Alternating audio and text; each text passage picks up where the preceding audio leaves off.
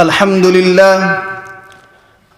لله رب العالمين، والصلاة والسلام على سيد الأنبياء محمد بن عبد الله صلى الله عليه وسلم. أما بعد، فأعوذ بالله من الشيطان الرجيم. بسم الله الرحمن الرحيم. كل نفس ذائقة الموت. وقال في موضع آخر: كل من عليها فان ويبقى وجه ربك ذو الجلال والإكرام. صدق الله العظيم. سادتي وزملائي، أنا أولا أشكر الله تبارك وتعالى على أنه وفقني أن أقف أمامكم لتوجيه الكلمات حول الموضوع الاستعداد للوقوف أمام الله. أيها السادة، القضية أعظم من كل شيء هو الموت. كيف سيكون الموت؟ كيف سنغادر الحياة؟ كيف سنغادر إلى ربنا سبحانه وتعالى؟ كيف سنرتحل إلى الله سبحانه وتعالى؟ نحن لو أن رجلا من الناس عاتبنا على شيء أخطأنا فيه، تجد واحدا منا يشعر بالندم ويشعر بالخطأ يخفض رأسه. كيف سيكون الحوار؟ فكيف وأنت تعلم أنك ستقوم أمام ملك الملوك؟ هناك حوار سيكون حوار بيننا وبين ربنا سبحانه وتعالى. نحن للوظائف نستعد، للمواعيد نستعد، للامتحانات الدنيوية نستعد، للمقابلات نستعد، للمال نعمل ألف حساب، نخطط للزواج ولكل شيء نخطط.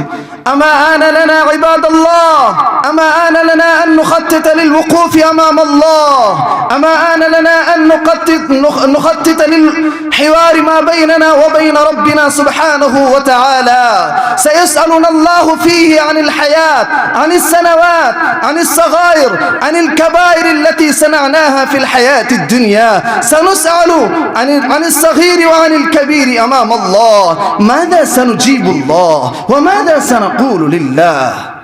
عباد الله، والله إننا لسنا في هذه الدنيا بحاجة إلا أن نستلح مع الله. من الذي قطع رحمه أما آن له أن يستلح مع الله؟ من الذي حرم أخواته في حق الميراث ومنعهن أما آن له أن يستلح مع الله؟ الحاكم وولي الأمر الذي يبطش بالناس ويقتل بالناس أما آن له أن يستلح مع الله؟ من الذي يطعم عياله من الربا ليل نهار أما آن له أن يستلح مع الله؟ هم الذين يسمعون كل يوم النداء: حي على الصلاة، حي على الفلاح. تجدهم يرتعون في الدنيا لا يستجيبون لمناد الله. أما آن لهم أن يستلحوا مع الله؟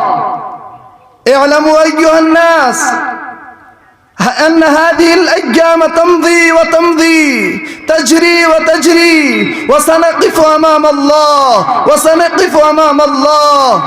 حتى أغلى ما تملك سيتركونك، حتى أقرب ما تملك سيتخلون عنك. أنهم إذا حملوني وحملوك إلى المقابر وحالوا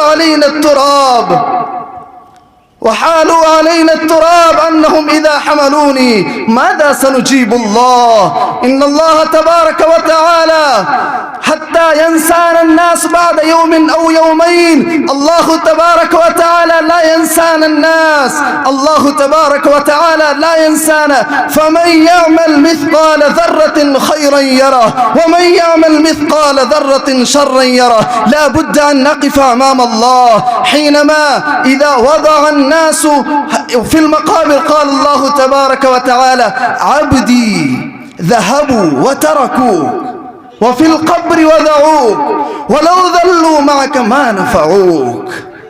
أنا الذي حي وأنا معك يبقي. أكتفي بهذه الكلمات.